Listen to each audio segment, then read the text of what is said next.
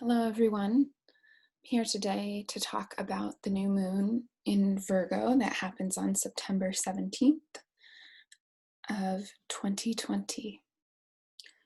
So we are in the heart of Virgo season, moving towards the end. And I am kind of brought back to the idea of Virgo season really being planning for the new year. I think I feel that personally because my birthday is in Virgo season. So I do a lot of reflecting over the past year and the year to come during Virgo season. But also the new year in the Jewish faith falls generally in Virgo season, sometimes the beginning of Libra season. And there's a natural kind of cadence to that, which is why I chose this background image, actually. I was looking for images of wheat for the harvest and just for the sense of Virgo season being so much about, in my mind, with my background as a farmer, being about how we bring in the harvest, how we organize it, how we tend to the storage crops, and how we take care of them to ensure that they are going to last through the winter and into the spring. But I was struck by this image of the poppies interspersed, because there is a metaphor in Homer's Iliad about men dying and their heads falling over like poppies, which is quite dark.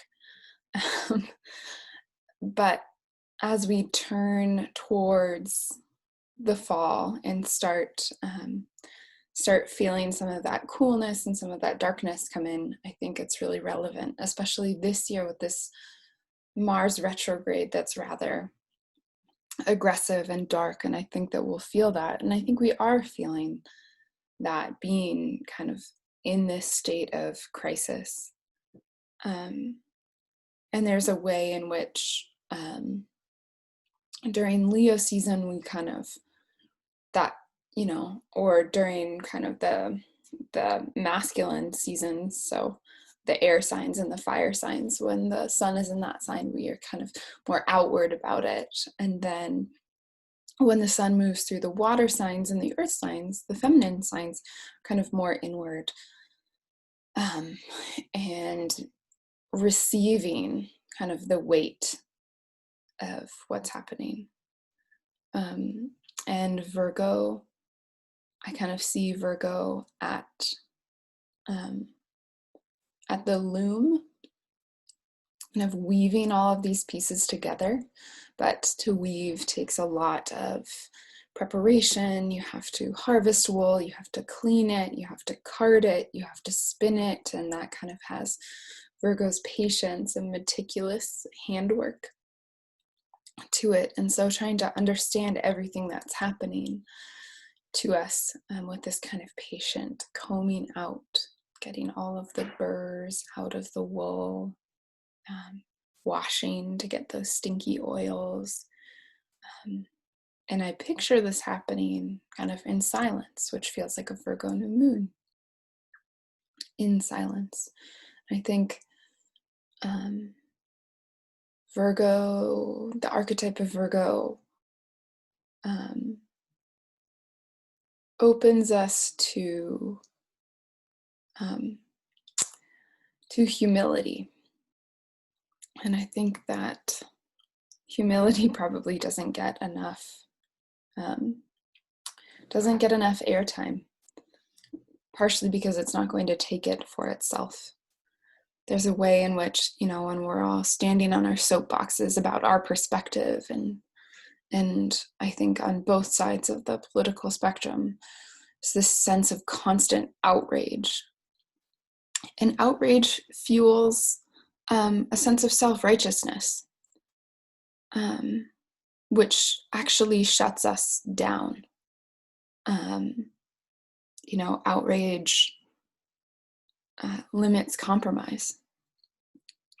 So I think one of the things that Virgo season offers is this chance to realize the limitations of our understanding.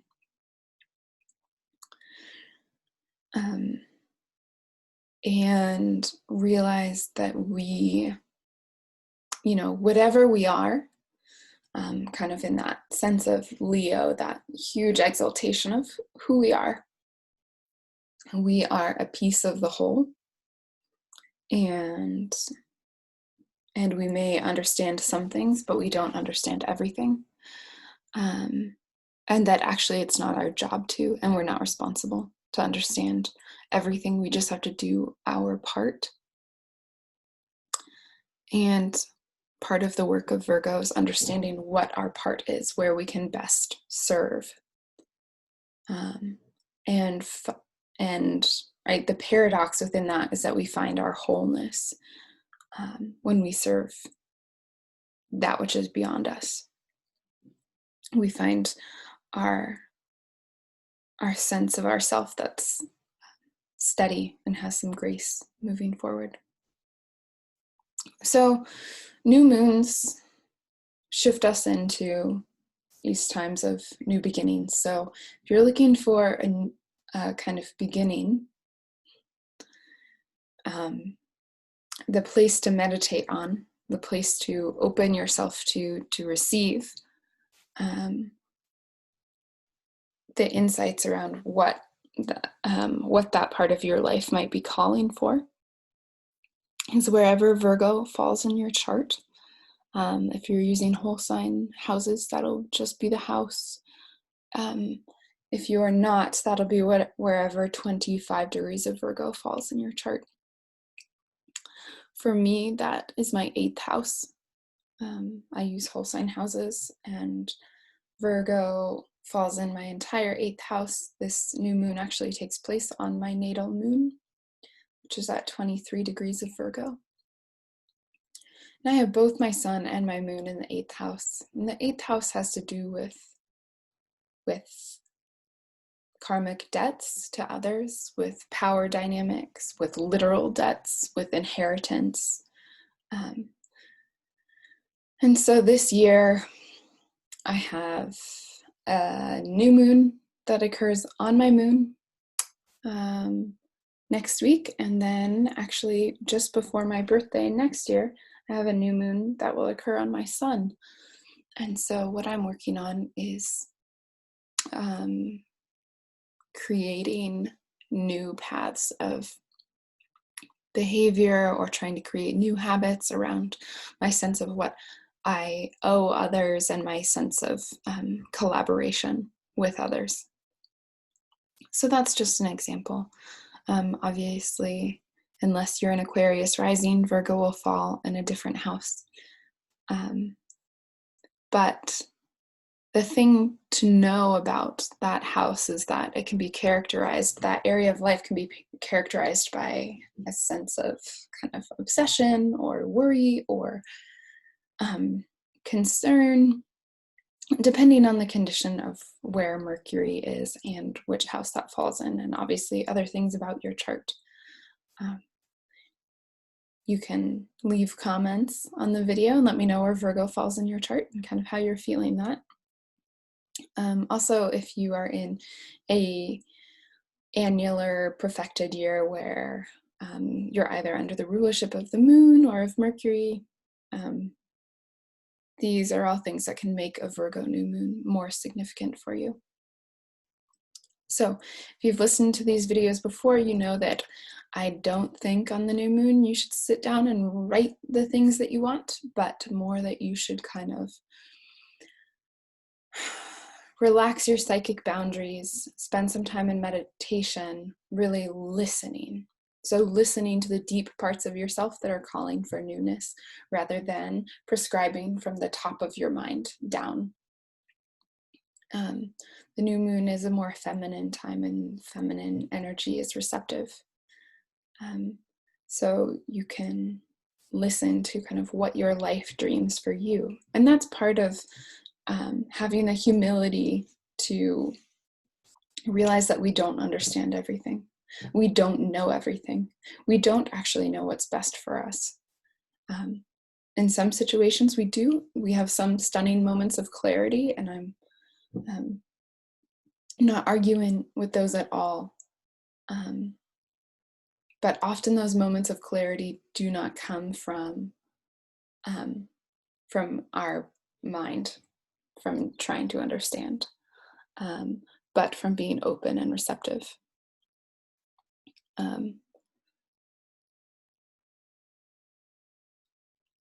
Yeah, so now let's maybe look at the chart of the new moon itself, and discuss some of the dynamics of this particular Virgo new moon, and what that can mean. Okay, so here's the chart of the Virgo new moon. Where I'm located, it occurs at 5 a.m. on Thursday, September 17th. And we've got a few different things going on that I want to talk about. So, firstly, this new moon trines Saturn and Pluto. Virgo and Capricorn, I feel like, are signs that just maybe not love each other, but have deep respect for each other. And they're working in that earthy dynamic of Capricorn trying to control and initiate big projects, and Virgo being willing to do a lot of the legwork, but also a lot of the analytics, and a lot of the planning, and being able to handle all of those details. So there's a way in which, right, this new moon understands its connection to Saturn, and the beginnings that are seeded at this new moon will grow slow and steady because of that connection with Saturn. This is not a new moon that is impulsive or wild or fiery.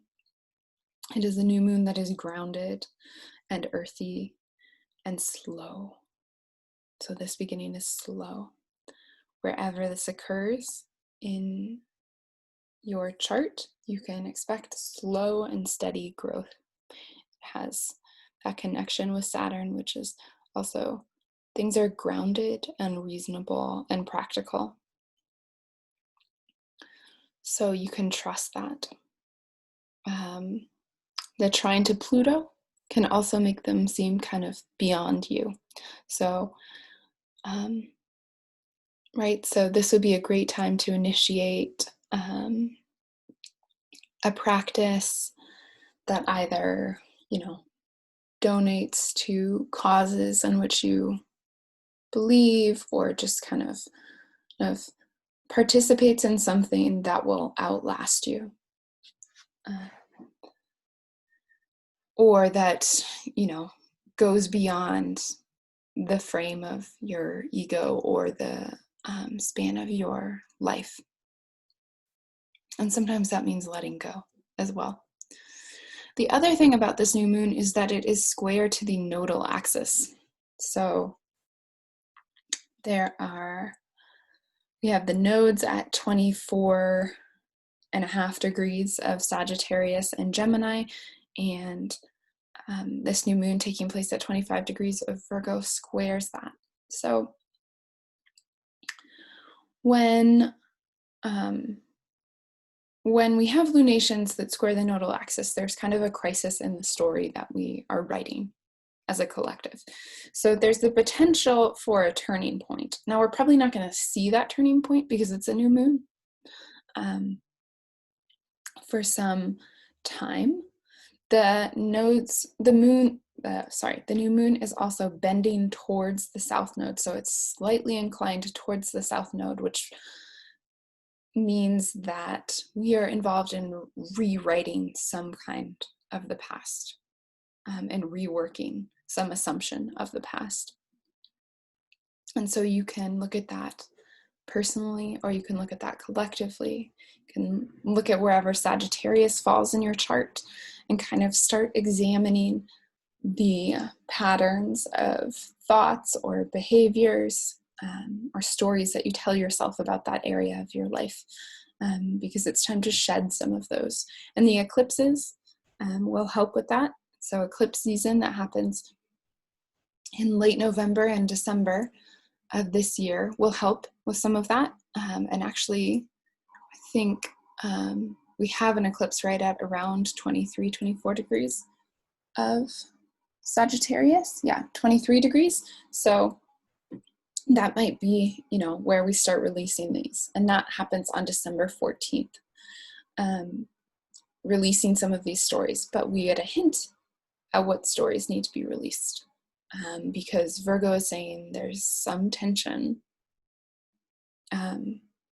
that there's some locked door that these old stories are keeping locked.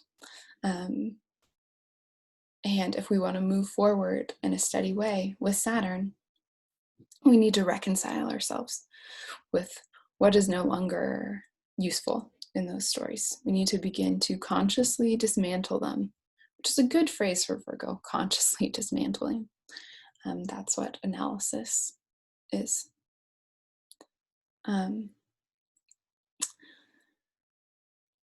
Then, let's see, what else do I have to say about this new moon? There's a quincunx with retrograde Mars. And so a quincunx is that dashed green line between Mars at the top of the chart and the sun and the moon here in the second house. And that is an aspect kind of exhaustion. And so there's another way in which we can't, so we already have Mars retrograde, we already have the will kind of folding back on itself and reworking some things, which that can be experienced through frustrations externally or through fatigue internally.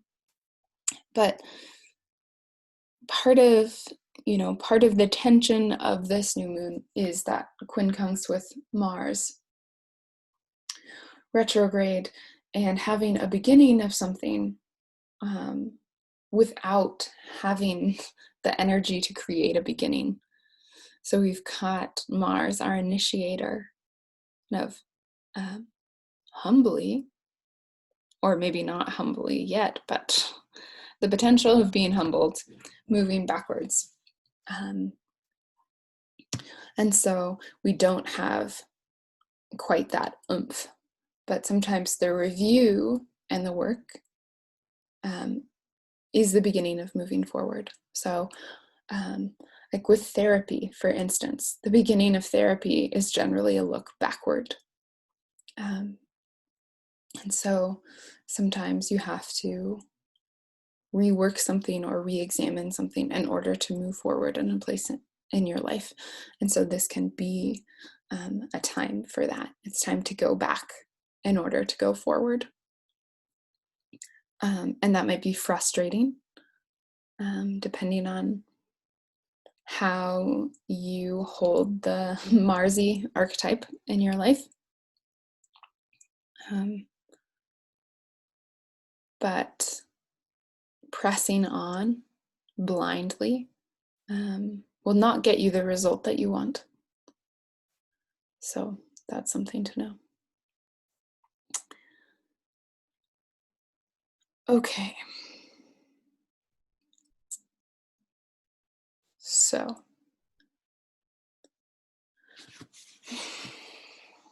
Virgo, yeah, I think that's what I have to say about the Virgo new moon. Where I am, the moment of the new moon occurs with Leo rising, which means the sun rules the chart, which just kind of further emphasizes the new moon. The new moon is in the second house, which has to do with resources. So you may want to look at what you do to make money, analyze that. If we were looking at this chart as a time to initiate something, we would be looking at how do you use your resources, which is a pretty Virgo thing to analyze, right? Given the necessity that comes from the 6th and Saturn, given the economic turmoil currently, how are you using your resources? How do you need to change how you use your resources? And then both the new moon and Saturn and Pluto and Jupiter really all trine the midheaven here in Taurus. So it's a good new moon for working on resource issues. Also, Venus in the first house would kind of further emphasize that. So Venus's conjunction with Vesta has to do with how what we love and what we are devoted to coincide, and how are those presiding over how we create and use our resources. It's a conservative chart though, so it's more about wise use of them or wise acquisition of them, and less about abundance or emotions or impulsive stuff. Again, with Mars moving retrograde, we are learning about the challenges of our impulses. So let me know how this goes for you guys. I hope you like this video. Feel free to like or subscribe. You can also check me out on Instagram or book readings on my website at starheartastrology.com. Okay, best of luck during this special time, and I will be back for Libra season.